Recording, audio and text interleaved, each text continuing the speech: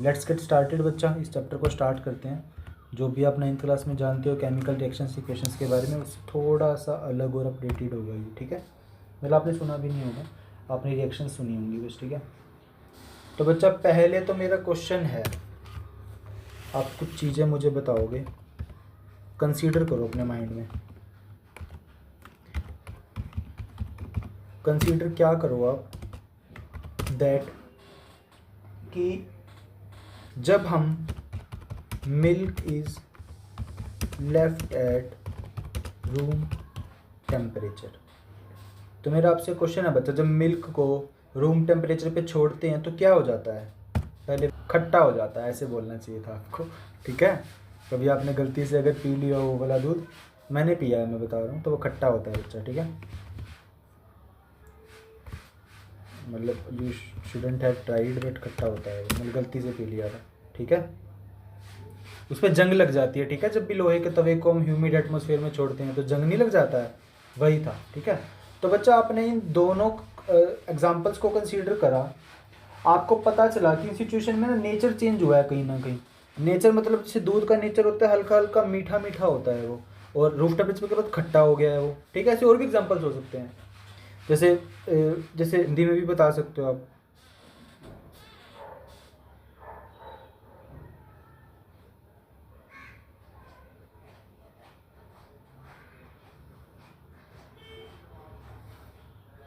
Okay very good, मतलब जब भी, और कुछ बोलना है रिम्पी?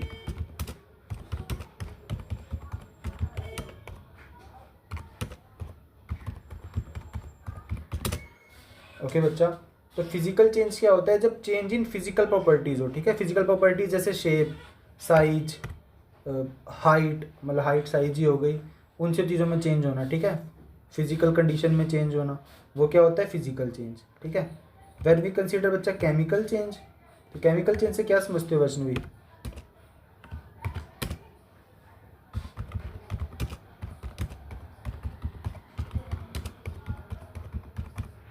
ओके ठीक है, ये भी ठीक है, पर थोड़ा सा आप उसको डिटेल में पढ़ चुके हो ना, तो थोड़ा सा यहाँ पे वैसा ही है, मतलब चलेगा। चेंज इन केमिकल प्रॉपर्टीज़, जब उसकी केमिकल प्रॉपर्टीज चेंज हो जाए, ठीक है। अब केमिकल प्रॉपर्टीज़ में क्या क्या इंक्लूड होता है? सब कुछ, ठीक है, जिससे खट्टा हो जाना, ठीक है। अब फिजिकल प्रॉपर्टीज़ क्या होती है? जो हम देख के जो रियलाइज़ कर सकते हैं। अब खट्टेपन, तो बच्चा कुछ एक्टिविटी हैं जो आपने पढ़ी है बच्चा, यहाँ पे हम जितनी भी एक्टिविटी है ना साइंस में, केमिस्ट्री में खासकर, हम कोशिश करेंगे सबको आपको स्क्रीन पे विजुअल्स दिखा पाएँ, ठीक है, फ्रॉम यूट्यूब या गूगल, ताकि आपको समझने में आसानी हो, ठीक है। तो सबसे पहले हम आपको दिखाते हैं, एक्टिविटी 1 है हमारी बच्चा। बच्चा एक्टिविटी मोस्ट इम्पोर्टेंट है, ठीक है। कैसे? क्योंकि एक्टिविटी कभी भी आपको डायरेक्ट नहीं दिखेगी यूज़ होती हुई, पर इसके क्वेश्चंस आपको दिखेंगे हमेशा ही, ठीक है। एनसीईआरटी के अंदर काफ़ी छुपा हुआ है, तो मैं आपको निकाल निकाल के दिखाऊंगा। तो एक्टिविटी 1 ही लिख देते हैं हम इसमें। बच्चा एक्टिविटी 1 बेस्ड है बर्निंग ऑफ मैग्नीशियम रिबन पे।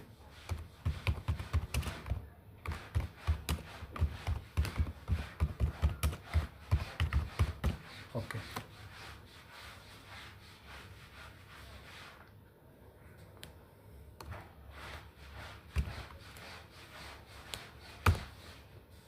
बच्चा, आपने 9th क्लास में भी पढ़ा होगा, ठीक है। जब मैग्नीशियम रिबन बर्न होता है ना, तो क्या होता है? हमें वो एक डेजलिंग वाइट फ्लेम देके जाता है, ठीक है। तो ये मैं आपको लाइव दिखाना चाहूँगा कि कैसे करता है वो।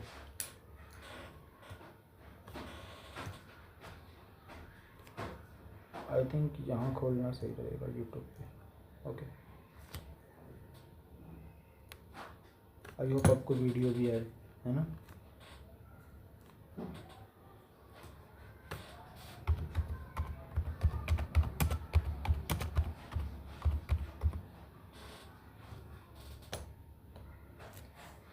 ओके देखो बच्चा, सी लाइव बर्निंग।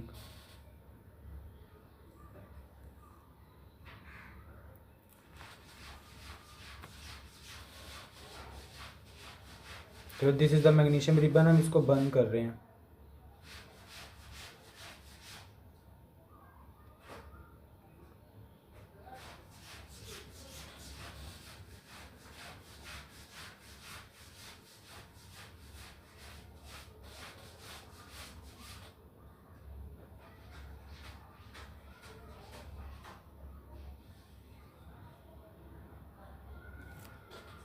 ये जो लेफ्ट बचा हुआ है ना बच्चा, इसको अगर हम छुएंगे ना तो ये पाउडर की फॉर्म में चेंज हो जाएगा।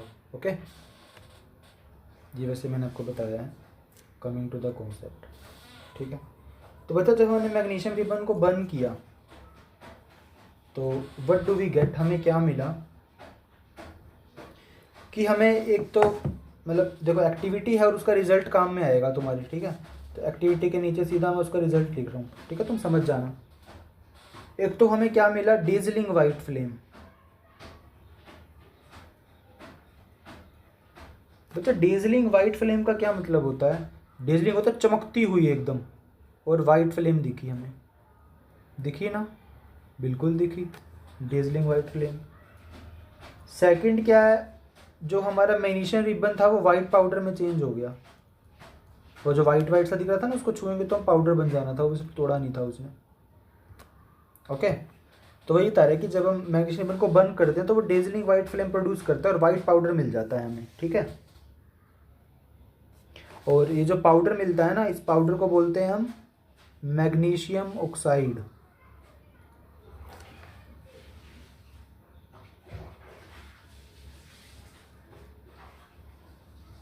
This powder is magnesium oxide.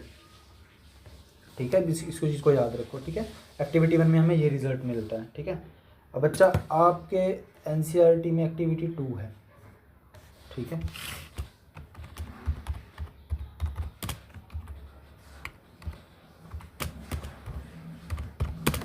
बच्चा एक्टिविटी 2 है लेड नाइट्रेट और पोटाशियम आयोडाइड सॉल्यूशन की। ठीक है, मैं लिख देता हूँ, lead nitrate and potassium iodide. ठीक है, तो कमिंग टू द रिजल्ट बच्चा क्या होगा। ठीक है, इसके अंदर ना मैं आपको रिएक्शन दिखाता हूँ, आप खुद बताओगे क्या होगा।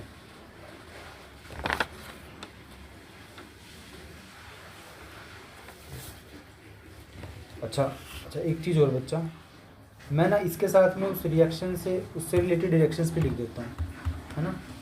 तो बच्चा इस ऊपर वाले स्टेप में जो बर्निंग ऑफ मैग्नीशियम रिबन हुआ है, इसके अंदर रिएक्शन कौन सी हुई है देखो। मैग्नीशियम रिबन था हमारे पास Mg। ठीक है, किसी भी चीज़ को बर्न करते हैं ना जब हम, तो बर्न करने का मतलब होता है उसको ऑक्सीजन की प्रेजेंस में लाना। ठीक है, क्योंकि ऑक्सीजन की प्रेजेंस में आके चीज़ें बर्न होती है, तो ऑक्सीजन मतलब O2 गैस की प्रेजेंस में लाए हम उसको। ठीक है, तो हमें क्या मिल गया, मैग्नीशियम ऑक्साइड, MgO होता है जो। ठीक है, इस चीज़ को याद रखना है साथ में। नेक्स्ट है जब हम लेड नाइट्रेट और पोटाशियम आयोडाइड को करेंगे ऐसे कुछ, वो आपको दिखाते हैं हम एक्टिविटी या जो भी वीडियो है। It is lead nitrate and potassium iodide. See बच्चा क्या होगा, चलिए देखते हैं। इसको इग्नोर करना बच्चा।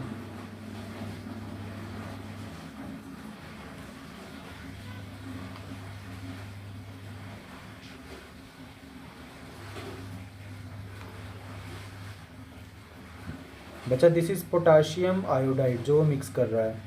अब उसके अंदर इसने लेड नाइट्रेट डाला है, देखो क्या होगा, येलो कलर मिला है हमें। ठीक है, इसमें थोड़ा सा इलेबोरेट नहीं करा, मैं थोड़ा सा और दिखाता हूँ आपको, देखते हैं क्या होगा इसमें।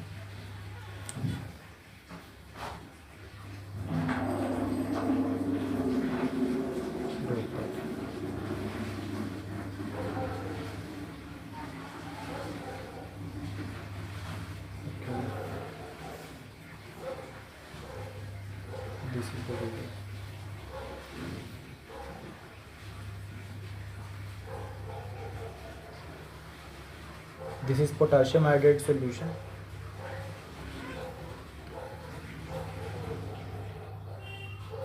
और इसके अंदर ये लेड नाइट्रेट डाल रहा है।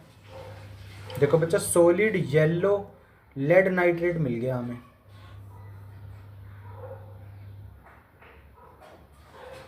ओके, ये रिएक्शन इन्होंने लिखी हुई है, दैट्स इट। तो बच्चा हमें क्या रिजल्ट मिला, ठीक है, जब हमने लेड नाइट्रेट में पोटाशियम आयोडाइड को मिलाया तो हमें प्रेसिपिटेट मिले। पहली बात तो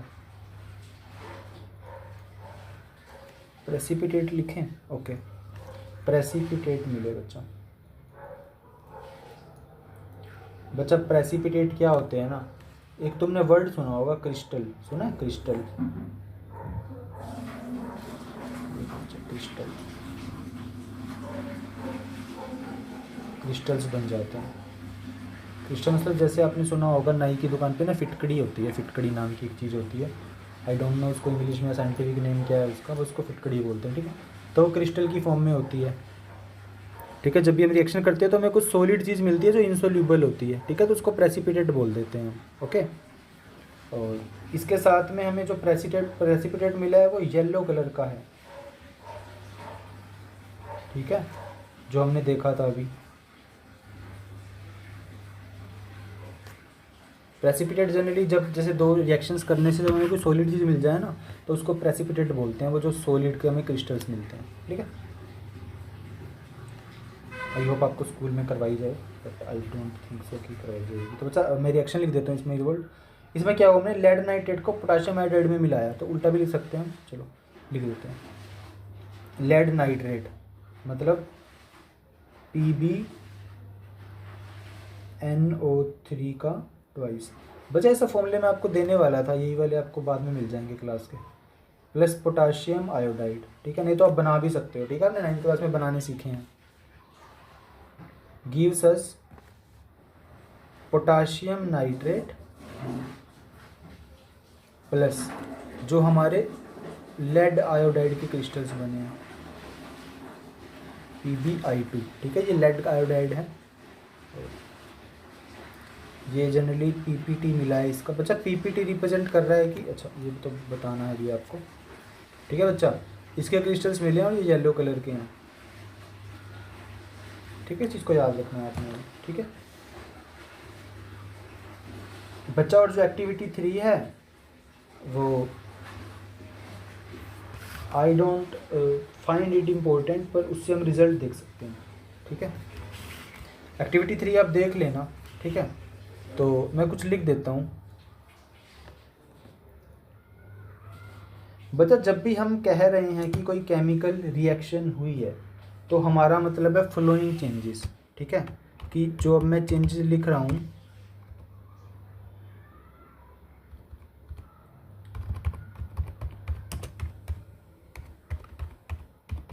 फॉलोइंग चेंजेस होने चाहिए जब हम कह रहे हैं कि केमिकल रिएक्शन हुई है, ठीक है।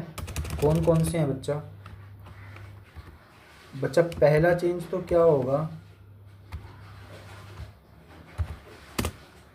चेंज इन स्टेट, उसकी स्टेट चेंज हो जाएगी, maybe solid to gas हो जाए, ठीक है, maybe liquid to gas हो जाए, और अभी हमने पढ़ा है कि सॉलिड्स भी बन सकते हैं, है ना, प्रेसिपिटेट बनते हैं। सेकंड क्या हो सकता है बच्चा, चेंज इन कलर हो जाए, ठीक है, कि कलर चेंज हो जाए जैसा हमने अभी पढ़ा, ठीक है बच्चा। थर्ड चेंज हम क्या देख सकते हैं उसके अंदर, कि उसके अंदर इवोल्यूशन ऑफ गैस हो। इवोल्यूशन ऑफ गैस आपने देखा नहीं है बच्चा अभी, ये हमारी थर्ड एक्टिविटी है, अभी मैं दिखाता हूँ बच्चा आपको, हम उसको ऐड कर देंगे इसके अंदर भी, कोई बात नहीं।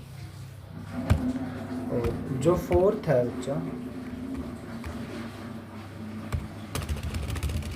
जो हमने फोर्थ चेंज ऑब्जर्व किया है वो हमने ऑब्जर्व किया है चेंज इन टेम्परेचर, ठीक है, टेम्परेचर भी चेंज होता है, देखना अभी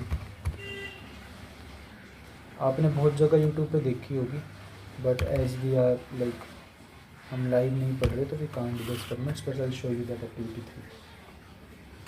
बच्चा केमिस्ट्री में एक्टिविटीज़ की बहुत इंपॉर्टेंस है,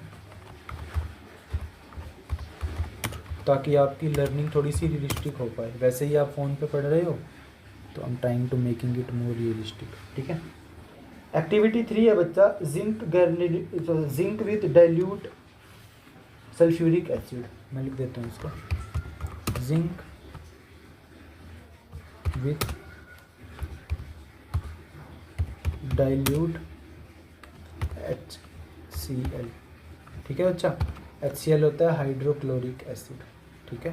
तो इस एक्टिविटी के अंदर क्या होता है मैं आपको दिखा देता हूँ बच्चा।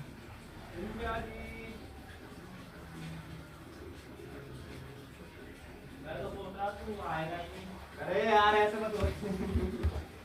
Zinc with dilute sulphuric acid. See बच्चा व्हाट्स हैपनिंग वगैरह।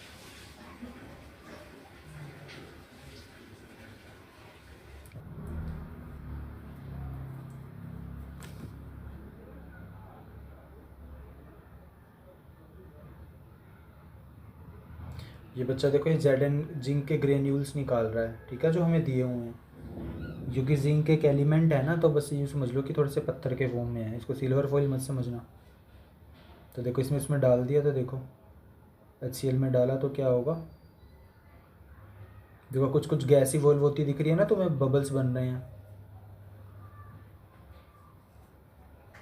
ठीक है। देखो जो H2 गैस है ना, वो इवॉल्व हो रही है क्योंकि वो हवा से भी हल्की होती है, तो वो ऊपर आ रही है बच्चा, ठीक है। तो इसमें टेम्परेचर का भी चेंज होता है, टेम्परेचर चेंज इसने दिखाया नहीं, क्योंकि बच्चा जो डाइल्यूट हाइड्रोक्लोरिक एसिड होता है ना, वो हाईली मतलब काफ़ी ज़्यादा। चलो ये वाला अच्छा लग रहा है।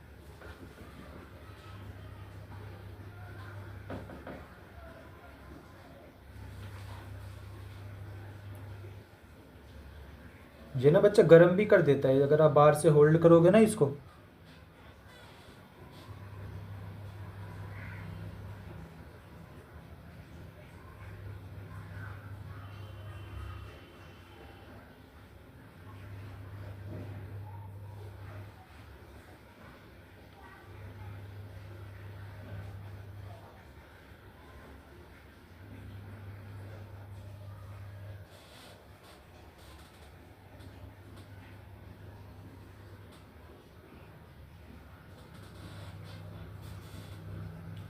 बच्चा इसी टेस्ट को हम ना पॉप साउंड टेस्ट भी बोलते हैं, ठीक है। इसमें जब जिंक निकलती है तो उसमें पॉप साउंड की आवाज़ आती है, सॉरी जब H2 निकलती है, ठीक है। तो ये बच्चा इसके बिहाफ पे हमने क्या चेंज ऑब्जर्व किया, एक तो यहाँ पे हमें पता चला कि हीट निकली है उसके अंदर से, ठीक है। और दूसरा हमें रिजल्ट क्या पता चला कि गैस का इवॉल्व हुआ है।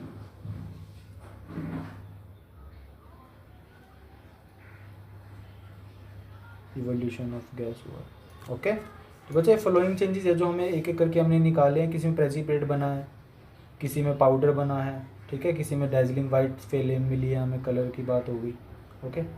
तो बच्चा हमने ये वाले चेंजेस ऑब्जर्व करें यार, फिर मैंने नीचे लिख दिया, इट्स ओके बच्चा, स्किप दैट, ठीक है यार, मैंने फिर से नीचे लिख दिया है। तो इस स्लाइड को मैं ब्लैंक कर रहा हूँ, फिर मैं मतलब फ्री कर रहा हूँ ताकि हम आगे वाली स्लाइड खोल पाएँ। Okay, this is the third slide. अब मत आइए भाई तो ऐसे, okay, this is perfect. Okay बच्चा, मूविंग फॉरवर्ड, ठीक है, हमने टाइप्स ऑफ चेंजेस पढ़ लिए हैं, ठीक है बच्चा। ये फिजिकल केमिकल चेंज के एग्जांपल थोड़े से तुम लर्न कर लेना, जैसे मेल्टिंग ऑफ वैक्स हो गया, चॉपिंग वेजिटेबल्स, बॉइलिंग वाटर। एक स्पेशल केस है मेल्टिंग ऑफ कैंडल, इस चीज़ को याद रखना आप, ठीक है। सॉरी, मेल्टिंग ऑफ कैंडल नहीं बच्चा, बर्निंग ऑफ कैंडल, ठीक है। जब कैंडल को बर्न करेंगे हम, मैं इरेज कर दूंगा, बस तुम सुनने पे ध्यान दो बच्चा। बर्निंग ऑफ कैंडल ना एक स्पेशल केस है। क्यों है स्पेशल? क्योंकि जब मोमबत्ती को हम जलाते हैं, है ना, जब हमने बर्न किया, तो बच्चा पहली बात तो केमिकल चेंज हुआ। क्यों? क्योंकि हमें फ्लेम मिल गई, नई चीज़ मिल गई ना, हमें फ्लेम। जनरली फिजिकल चेंज में नई चीज़ नहीं मिलती, यहाँ पे मिल गई। दूसरी बात से फिजिकल चेंज भी है। कैसे? क्योंकि जो हमारी मोमबत्ती है ना, ये पिघल पिघल के छोटी भी हो जाती है ना, छोटी हो जाती है बच्चे मोमबत्ती हमारी, तो इसी की वजह से, ठीक है। केमिकल चेंज भी होता है, वो फिजिकल चेंज, दोनों चेंज होते हैं वो। बस ये वैसे ही बात थी, आपको पता होनी चाहिए, ठीक है।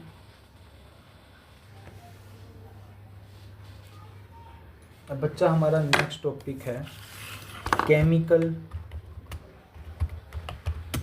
इक्वेशंस। बच्चा अब हमने पढ़ तो लिया कि हमने ऐसे ऐसे करा, हमने ये करा, हमने वो करा, ठीक है। पर हम जब भी रिएक्शंस को लिखते हैं तो हमेशा सिंबल्स की फॉर्म में लिखते हैं, है ना। तो ऐसा क्यों लिखते हैं, ताकि हमें कन्वीनियंस हो जाए, ठीक है। हम बहुत कम जगह ऐसे लिखते हैं कि हमने जैसे केमिकल इक्वेशन, जैसे मैं कुछ रेफरेंस देता हूँ, हम कहीं पे लिख रहे हूँ मैग्नीशियम में जब हमने अभी ऑक्सीजन मिलाया, है ना, तो हमें क्या मिला, मैग्नीशियम ऑक्साइड।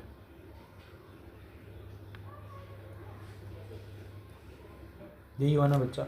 तो ऐसे नहीं लिखना होता है, ठीक है बच्चा, ताकि हमें थोड़ा सा प्रिसाइज और होना है, हमें फॉर्मूलाज भी एंटर करने हैं, ताकि हम कम चीज़ में ज़्यादा चीज़ों को रिप्रेजेंट कर पाएँ, कम एरिया में ज़्यादा चीज़ों को, या जो भी, ठीक है। तो बच्चा पहले आप समझो केमिकल इक्वेशन होती क्या है, ठीक है। केमिकल इक्वेशन में वो चीज़ें लिखते हैं जो हमने केमिकली यूज़ करी हैं केमिकल चेंज करने के लिए, उनकी लेबोरेटेड वे में, ठीक है। जैसे मैग्नीशियम लिखा, अभी हमने जो पढ़ा था, मैग्नीशियम रिबन को बर्न किया था, हमने ऑक्सीजन में बर्न किया, हमें ये मिला, हमने केमिकल इक्वेशन लिख दी। ओके, तुम्हें समझ आता है, बिल्कुल आता है। अब बच्चा जो लेफ्ट, जैसे जो एरो है, ये एरो के जो भी लेफ्ट में पार्ट होता है, ठीक है, इसको बोलते हैं हम रिएक्टेंट, ठीक है। रिएक्टेंट जनरली वो एरिया होता है जिन सब सब्सटेंस को हम यूज़ करके कुछ रिजल्ट निकालते हैं, ठीक है। मतलब ये टूल्स समझ सकते हो आप इसको, जो हमारे यूज़ होते हैं। और मैं टूल्स मत समझो तुम, जो भी तुम्हें अपनी तरफ से वर्ड देना हो, ठीक है। और बच्चा राइट वाले साइड को हम बोलते हैं प्रोडक्ट, एरो के, ठीक है।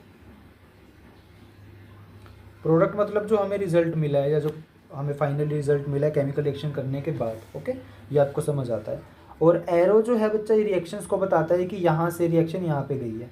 ऐसा तो नहीं लिया हमने मैग्नीशियम ऑक्साइड को इसमें चेंज करा है, नहीं, हमने इसको इसमें चेंज करा है, तो इसलिए वो डायरेक्शन ऑफ रिएक्शन दिखाती है कि किस डायरेक्शन में रिएक्शन हुई है एक्चुअली, ठीक है। और बच्चा जितने भी कॉन्स्टिट्यूएंट पार्टिकल्स होते हैं जो हम रिएक्शन में यूज़ कर रहे हैं, उसको प्लस साइन से सेपरेट करते हैं। जैसे हमने इसमें मैग्नीशियम लिया था और ऑक्सीजन लिया था, ठीक है, इसके अंदर हमें दोनों को रिएक्शन करने से मैग्नीशियम ऑक्साइड मिला, ठीक है। तो यहाँ पे हमने इनको प्लस से अलग करा है कि हमने दोनों को ऐड किया है, ठीक है। और मैग्नीशियम ऑक्साइड के साथ अगर हमें कुछ और भी मिलता है, मान लो मैग्नीशियम ऑक्साइड के साथ मान लिया हमें कुछ और भी लिखना है, मान लो प्लस हमें वाटर निकला है, H2O निकले, तो हम वाटर लिख देते हैं साथ में, ठीक है। तो प्लस साइन से सेपरेट करते हैं different number of constituent particles को या कंपाउंड्स को, जो हमें रिएक्शन में यूज़ करते हैं, या फिर हमें एज ए रिजल्ट वो बाद में मिलते हैं, ठीक है। अब बच्चा बात है केमिकल इक्वेशन, तो सर हमें पता चल गया होती क्या है, ठीक है, उसमें रिएक्टेंट होता है, प्रोडक्ट होता है, ऐसे लिखते हैं।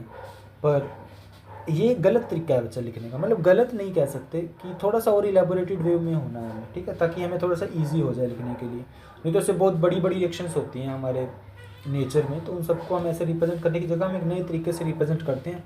जैसे पीरियोडिक टेबल है, बच्चा पीरियोडिक टेबल की ज़रूरत क्यों है, ताकि हम सारे एलिमेंट्स को एक जगह प्लेस करके अच्छे से रिवाइज कर पाएँ, लर्न कर पाएँ, हमें ज़्यादा कन्फ्यूजन ना अंडरस्टैंडिंग करने में। सेम चीज़ यहाँ पे होती है। तो जनरली हम इसको रिएक्शंस को कैसे लिखते हैं, मैग्नीशियम हमने लिया था, साथ में O2 लिया था, और ये हमें क्या दे देता है, MgO, जो कि मैग्नीशियम ऑक्साइड होता है। ये हो गया केमिकल इक्वेशन लिखने का तरीका बच्चा, ठीक है। अब इसमें भी एक छोटी सी दिक्कत है। अब एक क्वेश्चन होता है कि ये बैलेंस्ड है या अनबैलेंस्ड है, ठीक है। अब बैलेंस्ड अनबैलेंस क्या होता है सर, अभी बताने वाले हैं हम आपको। देखो, अब यहाँ से दो रिजल्ट्स और निकलते हैं कि क्या सर ये इक्वेशन बैलेंस्ड होगी या अनबैलेंस्ड होगी। या तो बैलेंस्ड होती है या अनबैलेंस्ड, ठीक है। अनबैलेंस्ड के लिए एक वर्ड यूज़ करते हैं हम यहाँ पे जनरली केमिस्ट्री में, दैट इज स्केलेटल। अनबैलेंस्ड कह लो या स्केलेटल केमिकल रिएक्शन कह लो, ये स्केलेटल बायो वाला नहीं है बच्चा, ठीक है। ओके, तो बच्चा बैलेंस्ड होने का मतलब क्या है, तो बैलेंस्ड होने के लिए आपको एक टर्म याद रखनी चाहिए थी, जो आपने 9th में पढ़ी थी, that is law of conservation of मास। तो रिम्पी बताएगी क्या होता है ये, what is law of conservation of मास रिम्पी।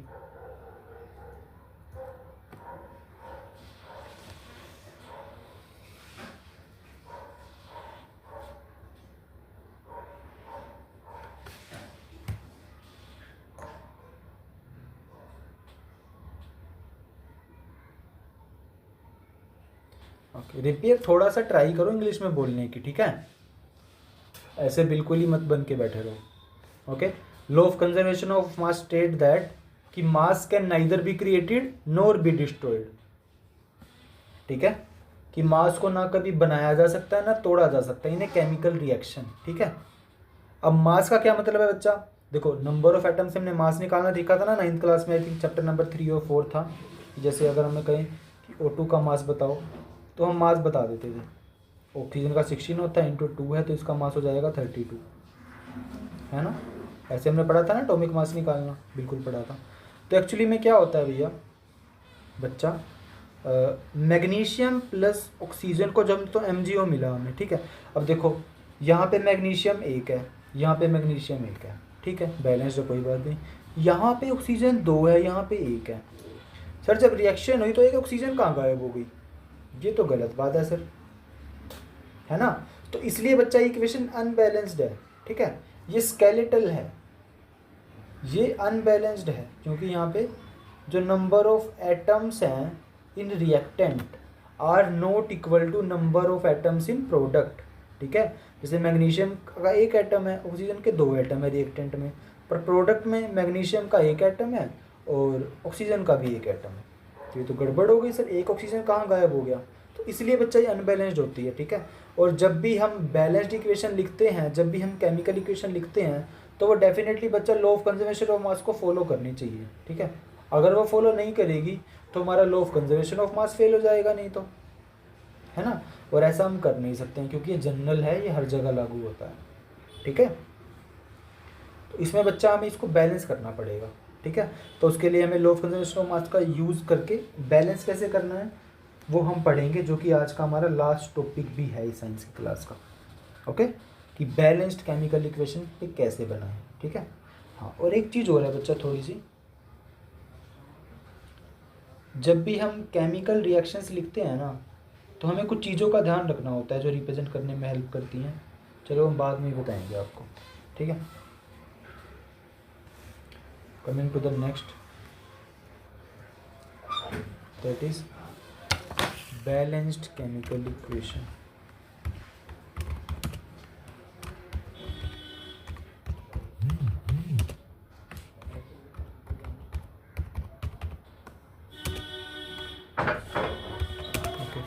बच्चा देखो, जब मैं बैलेंस्ड केमिकल इक्वेशंस की बात कर रहा हूँ तो मेरा सीधा एक सा मतलब है कहने का, क्या, टोटल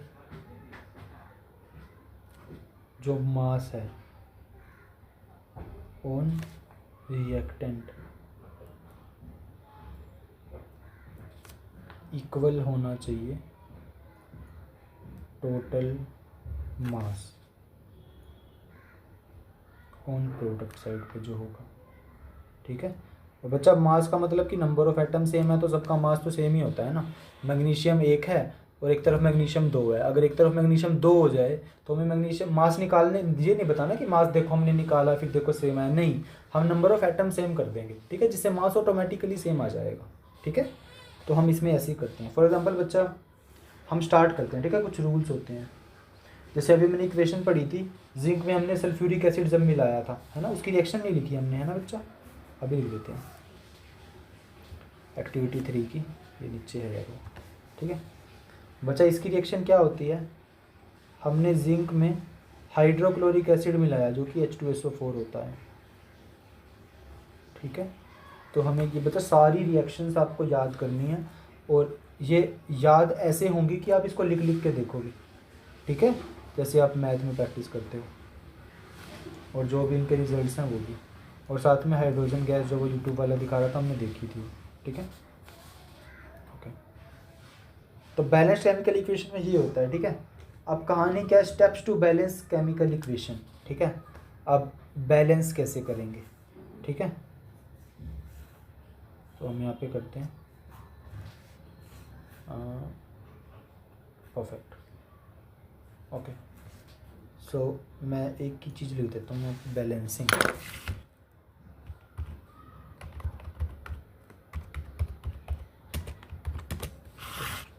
सी बच्चा, जैसे मैं एक रिएक्शन उठाता हूँ, सबसे पहले कुछ स्टेप्स हैं जो आपको फॉलो करने होंगे। ठीक है बच्चा हम जैसे वो रिएक्शन थी, एक तो हम बैलेंस करने के लिए एक एग्जांपल ले लेते हैं इक्वेशन का। मान लो हमने ये ले लिया Fe होता है आयरन के साथ जब हमने वाटर को रिएक्ट करा तो सबको पता है क्या बनता है, रस्ट बनता है सर, रस्टिंग होती है, that is Fe3O4 O4 plus साथ में हमें क्या मिलता है, H2 गैस इवोल्व होती है वहाँ से। ठीक है, अब बच्चा हमें पहले तो चेक करना है क्या ये बैलेंस्ड फॉर्म में है, तो हम चेक करेंगे नंबर ऑफ एटम्स, ठीक है, लेफ्ट में और राइट में। ठीक है, यहाँ पे देखो, मतलब आपको स्टेप से आपको करके नहीं दिखाने हैं, आपको सिर्फ बैलेंस करनी होगी इक्वेशन को। ठीक है, स्टेप्स तो मैं बस बताऊंगा ताकि आपको फॉलो करने में आसानी। देखो बच्चा, यहाँ पे आयरन 1 है, यहाँ पे 3 है सॉरी, तो अनबैलेंस्ड है ये, है ना। या फिर कुछ और ले लो, हाइड्रोजन 2 है, हाइड्रोजन 2 है, चलो बैलेंस्ड है इसके हिसाब से तो। पर ऑक्सीजन 1 है, ऑक्सीजन यहाँ पे 4 है, फिर से अनबैलेंस्ड है ना, क्योंकि मास तो सेम नहीं है, तो हमें मास सेम लेना पड़ेगा। ठीक है, तो उसके लिए कुछ स्टेप्स फॉलो करेंगे बच्चा। ठीक है, तो बच्चा स्टेप फर्स्ट क्या होता है, इस चीज़ को याद रखना है आपको ना, बॉक्स बनाना है, बॉक्स इनके चारों तरफ। कैसे, चारों तरफ बॉक्स नहीं, मतलब सबको बॉक्स में बंद करना है। इसका रीज़न क्या है बच्चा, अभी मैं आपको बताऊंगा। क्योंकि हम केमिस्ट्री पढ़ रहे हैं, हम किसी भी सब्सटेंस की केमिकल कंपोजिशन के साथ गेम नहीं खेल सकते। इन सब के आगे बच्चा हमने बॉक्स ड्रॉ कर दिए। ठीक है, अब बॉक्स ड्रॉ करने का मोटिव ये है कि हमें ना बॉक्स के अंदर कुछ नहीं लिखना है। ठीक है, क्योंकि बच्चा अगर हम मान लो बॉक्स के अंदर कुछ लिख दें, मान लो हम जैसे H2O है, इसको H2O3 कर दें, ठीक है, तो बच्चा ये तो पानी रहा ही नहीं अब, है ना। तो ऐसा हमने नहीं करना है। ठीक है, इस चीज़ को ध्यान रखना है, हमें केमिकल कंपोजिशन चेंज नहीं करना है।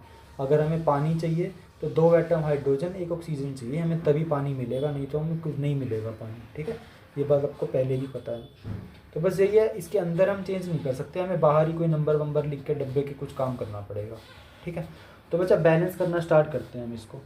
स्टेप पहले तो देखो कि किस किस चीज़ की कमी है। देखो बच्चा, अगर मैं आयरन लिखूँ, मैं आपको बता देता हूँ। देखो, जैसे स्टेप फर्स्ट में बॉक्स बनाया, स्टेप 2 में आप क्या करो, सबके लिख लो एक बार जो भी है एलिमेंट। देखो कौन कौन से हैं, आयरन है, हाइड्रोजन है और ऑक्सीजन है। चाहे रिएक्टेंट में देख लो चाहे प्रोडक्ट में, कुछ नया नहीं आ जाएगा निकल के, जो रिएक्टेंट में होगा वहीं से प्रोडक्ट बनेगा। ऐसा नहीं है कि यहाँ पे क्लोरीन आ जाएगा, ऐसा कभी नहीं होता है। ठीक है, जो रिएक्टेंट में है उन्हीं से मिलके कुछ ना कुछ प्रोडक्ट बनेगा, कुछ नया अपनी तरफ से नहीं टपक के आ जाएगा। ओके, ठीक है बच्चा, तो देखो यहाँ पे मैं लिख रहा हूँ रिएक्टेंट वाले, यहाँ पे लिख रहा हूँ प्रोडक्ट वाले। ओके बच्चा, आप मुझे देख के बताओ, आपको मतलब पता ही चल जाएगा कि रिएक्टेंट में आयरन 1 है, थोड़ा सा लाइट करें, डार्क करें। आपने देखा कि रिएक्टेंट में तो आयरन 1 है, प्रोडक्ट में 3 हो गए, हाइड्रोजन 2 है, ये 2 है, ये पहले से ही बैलेंस्ड है, अपना छुट्टी पे है ये, इस पे 1 है, ये 4 है ना बच्चा। तो देखो ये दोनों अनबैलेंस्ड हैं, है ना, ये भी अनबैलेंस्ड है, हमें इनको बैलेंस करना है। ओके, पहले आपको ऑब्जर्व करना है ये। ठीक है, अब coming to the step number 3। बच्चा स्टेप नंबर 3 में आपको उसको बैलेंस करना है जिसमें नंबर ऑफ एटम्स बहुत ज़्यादा हैं। तो सबसे ज़्यादा एटम किस में है, ये राइस में है ना, तो सबसे पहले इसको बैलेंस करने की कोशिश करो। ठीक है, देखो ये स्टेप्स हैं, अगर आप फॉलो करोगे तो आसान होगा, नहीं तो आप वैसे भी कर सकते हो हिट एंड ट्रायल मेथड से, कोई दिक्कत नहीं है। ठीक है, आपको समझ आएगा मैं क्या कहना चाह रहा हूँ। ठीक है, देखो उसके बाद आप चेक करो इसके अंदर जिसमें नंबर ऑफ एटम ज़्यादा है, इसमें ज़्यादा है ना, तो इसको एक ही बार छेड़ेंगे हम। ठीक है, देखो बच्चा, यहाँ पे तो है आयरन 3 और ऑक्सीजन 4। ठीक है, इसको बैलेंस करते हैं हम। हमें लेफ्ट में क्या चाहिए है, हमें 3 आयरन चाहिए है और 4 ऑक्सीजन चाहिए है ना। अब हम क्या सिर्फ इसके नीचे 3 लिखें या 4 लिखें, ठीक है, वो आपको पुट करके देखना पड़ेगा बच्चा। ठीक है, तो अभी हम इसके आगे कुछ नहीं लिखते हैं, हम H2O से स्टार्ट करते हैं। ठीक है,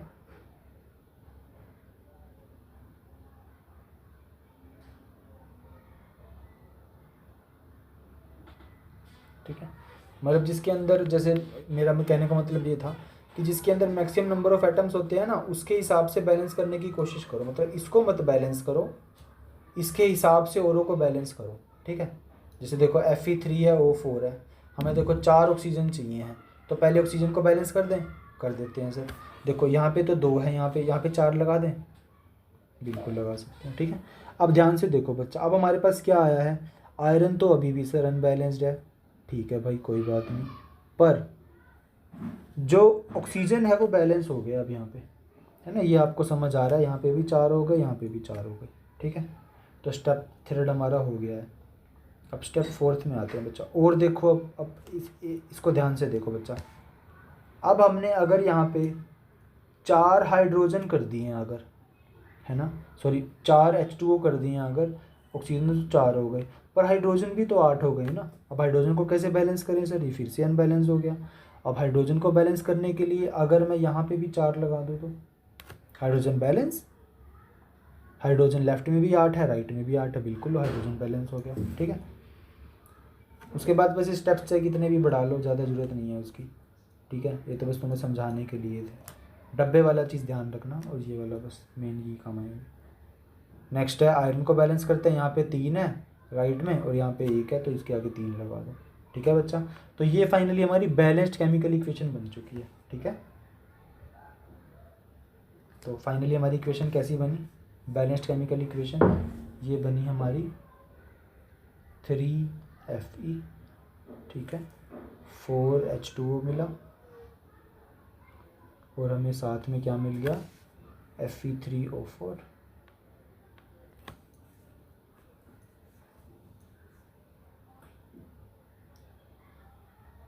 प्लस H2 गैस के 4 मोलिक्यूल्स, ठीक है। ये हमें फाइनली बैलेंस्ड केमिकल इक्वेशन मिल गई है, ठीक है बच्चा, ठीक है। This is our balanced chemical equation, ऐसे हम निकालते हैं, ठीक है। अब बच्चा कभी कभी ना हमें इनकी फिजिकल स्टेट्स भी लिखनी होती है कि हमने रिएक्शंस में किस फॉर्म में यूज़ करा है ये, ठीक है। तो मैं थोड़ा सा और इलेबोरेट कर देता हूँ। अगर हम 6 स्टेप को ऐड करेंगे तो अगर हमें फिजिकल स्टेट लिखने को कहते हैं वो, ठीक है, हमें कहा जाएगा कि आपको रिप्रेजेंट करके दिखानी है, जनरली हम लिखते नहीं हैं, ठीक है। जैसे हमारे पास जो 3Fe था आयरन, ठीक है, वो तो था सॉलिड फॉर्म में, ठीक है। जब हमने रिएक्शंस करी थी, जब आयरन के तवे को पानी में रखा था हमने, या ह्यूमिडिटी में करा था, तो मैं वो सबसे पहले स्टार्ट किया था। जो 4H2O था, अब देखो बच्चा हमने पानी तो लिया नहीं, हमने क्या लिया था, H2O की गैस ली थी, याद है। मतलब हमने गैस नहीं ली थी, वेपर्स फॉर्म लिए थे। जैसे मैंने कहा था ना ह्यूमिड टेम्परेचर, तो ह्यूमिडिटी जब होती है तो तुम्हें पानी थोड़ी बहता हुआ दिखता है, पानी के वेपर्स होते हैं, पानी गैसियस फॉर्म में होता है, ओके, वेरी गुड। अब बच्चा जो हमें रस्टिंग मिली है Fe3O4, ये खुद भी तो सॉलिड होती है, बिल्कुल होती है सर। इसकी फिजिकल स्टेट क्या है, सॉलिड है, प्लस जो हमें 4H2 मिली है जो कि हाइड्रोजन गैस है, तो ये गैस ही बोल दिया मैंने, तो ये गैस है। तो ये हो गई बच्चा इंक्लूडिंग फिजिकल प्रॉपर्टीज। जब हमें कहे कि फिजिकल प्रॉपर्टीज़ के साथ लिखो, ठीक है, तो हम ऐसे लिख देते हैं। मूविंग फॉरवर्ड बच्चा, अगर हमें कुछ और भी ऐड करना हो इसमें, कुछ और मतलब कि हम खुद नहीं कर सकते, ठीक है। जैसे हम इसमें कुछ चीज़ें और ऐड करते हैं, हम लिखते हैं किसकी प्रेजेंस में हमने रिएक्शन करी है, जैसे 7th। जैसे बच्चा अगर मैं आपको फोटोसिंथेसिस के लिए रिएक्शन लिख के दिखाऊं, ठीक है, तो फोटोसिंथेसिस में प्लांट्स क्या करते हैं ना, ग्लूकोज बनाते हैं अपना, ठीक है। तो हम जनरली ऐसे लिख देते हैं कि उन्होंने, मैं डायरेक्ट बैलेंस्ड केमिकल इक्वेशन लिख रहा हूँ, ओके। जैसे 6CO2 प्लस 12H2O, ठीक है। ये पौधे हैं जो अपना खाना बनाते हैं, ठीक है। तो थोड़ा सा इसको बड़ा करना पड़ेगा हमें। ये किसकी प्रेजेंस में बच्चा, जब इनके पास सनलाइट हो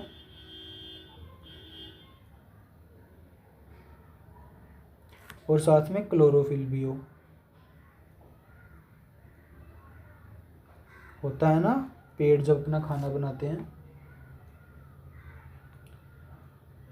तो बच्चा फिर वो अपना खाना बना पाते हैं। फाइनली फिर उन्हें क्या मिलता है, C6H12O6 along with 6O2 along with 6H2O। ठीक है, वो वाटर भी रिलीज़ करते हैं अपना थोड़ा सा, जैसे हम करते हैं ना उसमें किडनी में पढ़ते हैं ना, जैसे हम अपने शरीर में से वेस्ट वाटर रिलीज करते हैं, वो भी कर देते हैं। ठीक है, तो बस इसे लिखने का तरीका होता है कि हमने कार्बन मतलब 6 कार्बन डाइऑक्साइड और वाटर की हेल्प से सनलाइट और क्लोरोफिल की प्रेजेंस में ये सब बनाया है। ठीक है, ये सब लिखने का तरीका है बस केमिकल रिएक्शंस को, दैट्स इट। ठीक है, बस बच्चा यही है इसके अंदर। ठीक है, अब हमने फर्स्ट पार्ट इसका कर लिया है चैप्टर का पूरा। ठीक है, हम और कुछ नहीं पढ़ रहे। मैं कुछ टर्म्स आपको बता देता हूँ जो आप डायरेक्टली और इनडायरेक्टली इसमें यूज़ करने वाले हो। ठीक है, जो आपके काम में आ सकती हैं जब आप इसको यूज़ करोगे। कैसे बच्चा, रिएक्शंस की प्रेजेंस जब होती है ना तो उसका क्या मतलब होता है, उसका मतलब ये होता है, जैसे जनरली बच्चा हम केमिस्ट्री में ना हीट को ऐसे ट्रायंगल से डिनोट करते हैं। ठीक है, हीट, सनलाइट या प्रेशर, मतलब रिएक्शंस में हम मेंशन करते हैं कि हमने हीट लगाई है, हमने सनलाइट दी, हमने प्रेशर लगाया। ठीक है, वो एरो के ऊपर जैसे हमने बताया था। ये कंडीशंस है जो गैसेस जो रिएक्शंस में हम यूज़ करते हैं। एक तो गैस में क्या हो सकता है, गैस का लिबरेशन हो सकता है, लिबरेट लिख देते हैं। ठीक है बच्चा, उसमें गैस लिबरेट हो सकती है, मतलब गैस निकल के बाहर जा सकती है वो। ठीक है, मतलब क्या है कि जैसे जब उसमें गैस निकलेगी तो हम जनरली ऐसे लिखते हैं, मान लो हमारा केस था उसमें H2 निकली थी ना, H2 जिंक और सल्फ्यूरिक एसिड वाला, उसके अंदर हम ऐसे एरो डाल देते रिएक्शन में साथ में। ठीक है, कि हाइड्रोजन निकल के अपना इन्वायरमेंट में चली गई, हमने सेव नहीं करी। ठीक है, तो गैस का लिबरेट होना ये बताता है। ठीक है, और एक होते हैं कैटलिस्ट, ये आपने वर्ड बहुत बार सुना होगा पर अभी इसके बारे में पूछते हैं आपसे। ठीक है, और प्रेसिपिटेट बन सकते हैं, अभी हमने आपको बताया है ना। ओके, जो कि प्रेसिपिटेट इनसोल्यूबल सॉलिड होते हैं, जो घुलते नहीं हैं रिएक्शन में, जनरली क्रिस्टल्स होते हैं। ठीक है, या फिर हम फिजिकल शेड्स को हम रिप्रेजेंट करते हैं उसके अंदर, है ना। यही सब कुछ स्पेशल टर्म्स है जो हम कभी कभी यूज़ करते हैं उसके अंदर केमिकल रिएक्शन में लिखते हुए, जैसे सॉलिड हो सकता है, लिक्विड हो सकता है, गैस हो सकता है। ठीक है, अब बच्चा कैटलिस्ट क्या होते हैं मैं चलो बता ही देता हूँ आपको। बच्चा, आपने कभी सोचा है कि जब भी आपके मम्मी आलू उबालते हैं या फिर कुछ और उबालते हैं तो उसके अंदर नमक क्यों ऐड करते हैं, सोल्ट क्यों ऐड करते हैं? आई होप आपने कभी सोचा हो। नमक ऐड करने से क्या होता है, आलू में टेस्ट डालने के लिए थोड़ी हम ऐड करते हैं, कभी भी नहीं। मे बी आपके पेरेंट्स को भी ना पता हो। बच्चा, सोल्ट हम ऐड करते हैं क्योंकि सोल्ट को पानी में डालने से ना पानी का बॉइलिंग पॉइंट बढ़ जाता है। ठीक है, जैसे आपने 9th क्लास में ना लेटेंट हीट ऑफ फ्यूज़न पढ़ा था, है ना। हम तो कॉन्टीन्यूसली उसमें हीट देते जा रहे हैं। हमने तो 100 डिग्री सेल्सियस पे पानी बॉईल होता है। ठीक है, हम उस पर 200 दे रहे हैं, तो बाकी की हमारी 100 कहाँ जा रही थी, वो लेटेंट हीट ऑफ वेपराइजेशन में मतलब जा रही थी, ख़राब हो रही थी, है ना। डब्बे के अंदर बीकर के कंटेंट के अंदर कहीं ना कहीं हमारा 100 डिग्री वेस्ट हो रहा है। ठीक है, पर पानी तो 100 ही ले पा रहे हैं ना, पानी को तो 100 से ज़्यादा की ज़रूरत ही नहीं है। तो बच्चा, हम पानी में नमक मिला देते हैं तो उससे क्या होगा, पानी का बॉइलिंग पॉइंट मान लो तुम 120 डिग्री हो जाएगा। ठीक है, मतलब अब जो बॉइलिंग वाटर का टेम्परेचर 100 डिग्री सेल्सियस था वो 120 डिग्री सेल्सियस हो गया, तो टेम्परेचर बढ़ गया बच्चा। टेम्परेचर बढ़ गया है ना, तो लेटेंट हीट ऑफ वेपराइजेशन कम हो गई। ठीक है, जो हीट हमारी वेस्ट हो रही थी वो कम हो गई। तो अब वो जो जो एक्स्ट्रा जो वेस्ट होने से बची है हमारी जो हीट है, वो कंटेंट को पकाने में यूज़ होती है, जैसे अंडे उबालने हो गए या आलू गर्म करने हो गए। ठीक है, तो जनरली क्या होता है, जब हम पानी के अंदर नमक डाल के आलू को उबालते हैं तो पानी का जो बॉइलिंग पॉइंट है वो बढ़ जाता है, तो उससे आलू जल्दी उबल जाते हैं, है ना। तो आलू का उबलना एक केमिकल रिएक्शन समझो तुम, जिसकी हमने स्पीड बढ़ाने के लिए उसमें कैटलिस्ट ऐड करा है, जो क्या है, नमक। ठीक है। तो बच्चा कैटलिस्ट क्या होते हैं, कुछ ऐसे सब्सटेंसेस होते हैं, ठीक है, जो किसी भी चीज़ की रिएक्शन की स्पीड को बढ़ा देते हैं, ठीक है, जो रिएक्शन जल्दी हो जाए, ठीक है। ऐसे बायोलॉजिकल कैटलिस्ट वो चीज़ें होती हैं, मतलब कैटलिस्ट वो चीज़ें होती हैं जो रेट ऑफ रिएक्शन को फास्ट कर दें। जैसे कोई रिएक्शन अगर 5 मिनट में हो रही थी, उसको 2 मिनट में कैसे करें, तो उसे हम कैटलिस्ट ऐड कर सकते हैं, ठीक है। ये यूज़ नहीं होते रिएक्शन, वैसे स्पीड को बढ़ा देते हैं, ठीक है, दैट्स इट। तो कैटलिस्ट वो होते हैं बच्चा, ठीक है। तो कई बार रिप्रेजेंट करते हैं कि हमने कैटलिस्ट ऐड करा उसके अंदर, ताकि इस रिएक्शन की जो रेट ऑफ रिएक्शन है वो बढ़ जाए, दैट्स इट, ठीक है बच्चा। अब एक छोटी सी रिएक्शन हो रहा है, वो बस पढ़ लो, 1 मिनट की है। रिएक्शंस, ठीक है, 2 तरीके की बता रहा हूँ मैं, एक तो एक्सोथर्मिक, ये आएंगी चैप्टर में बाद में, एक्सोथर्मिक रिएक्शन, और सेकंड है बच्चा एंडोथर्मिक रिएक्शन।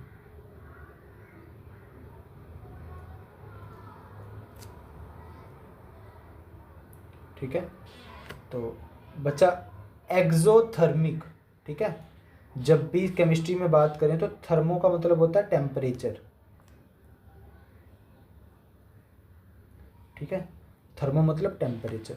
तो बच्चा एक्सोथर्मिक रिएक्शन वो होती है जिसमें हमें टेम्परेचर निकले बाद में, ठीक है, मतलब जो हीट है वो इवोल्व हो,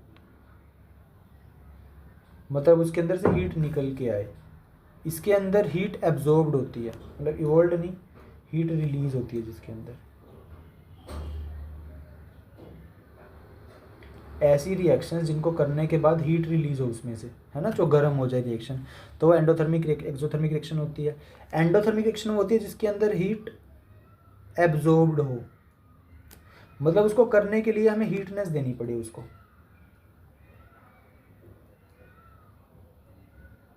और वो इस हीट को ऑब्जर्व्ड एब्जॉर्ब्ड होता है, यार मैं क्या लिख रहा हूँ, ऑब्जर्व एब्जॉर्ब्ड, ठीक है, ठीक है बच्चा।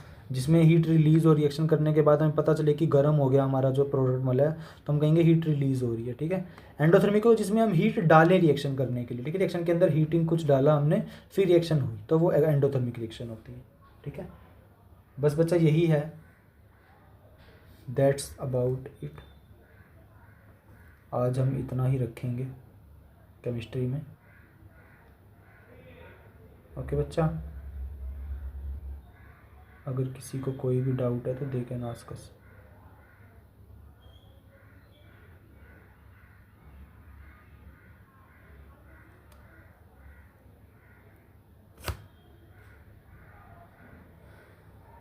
If anybody has any doubt तो अपना हाथ रेज कर दो। यार ऐसा क्यों हुआ?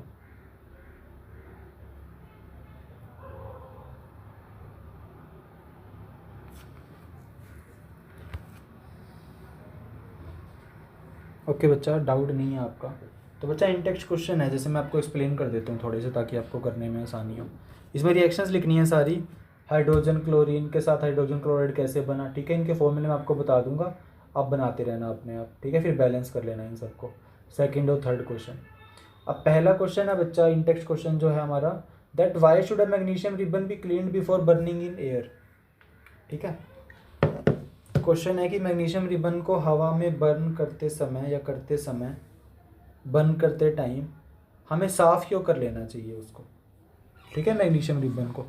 तो इसका रीज़न मैं वैसे आपको बता देता हूँ बच्चा। अगर हम उसको साफ़ ना करें ना मैग्नीशियम रिबन को, जैसे उसको क्लीन ना करें बर्न करते हुए, तो क्या होगा बच्चा, जो मैग्नीशियम रिबन होगा वो अपने ऊपर मैग्नीशियम ऑक्साइड की क्विक लेयर बना लेगा। क्योंकि देखो बच्चा, एटमॉस्फेयर में पहले से तो है ही है, क्या एटमॉस्फेयर में पहले से ही ऑक्सीजन है हमारे पास, मैग्नीशियम रिबन लेके आए, एटमॉस्फेयर में पहले से ऑक्सीजन है, ठीक है, तो वो खुद ही हल्की फुल्की ना मैग्नीशियम की लेयर बना लेता है अपने ऊपर, ठीक है, मैग्नीशियम रिबन ही अपने ऊपर एक लेयर बना लेता है। अब जो लेयर है ना, ये जल नहीं पाती, बताइए, मतलब जो जल नहीं पाती उसके लिए एक वर्ड होता है नॉन फ्लेमेबल। हाँ, मतलब ये ऐसे लिख रहा है नॉट बर्न, ये ना जलती नहीं है, ठीक है। तो इसकी वजह से हमें इसको साफ़ करना चाहिए। मैग्नीशियम रिबन को साफ़ इसलिए करना चाहिए क्योंकि वो एटमॉस्फेयर में जो प्रेजेंट ऑक्सीजन है उसके साथ रिएक्ट करके मैग्नीशियम ऑक्साइड बना लेता है, फिर वो बर्न नहीं होता है, ठीक है, मैग्नीशियम ऑक्साइड, ठीक है। इस वजह से जो है हमें वो क्लीन कर लेना चाहिए, ठीक है। बाकी रिएक्शन से आप लिख लेना, ठीक है, उसके लिए जो है मैं आपको भेज दूंगा अलग से। ओके।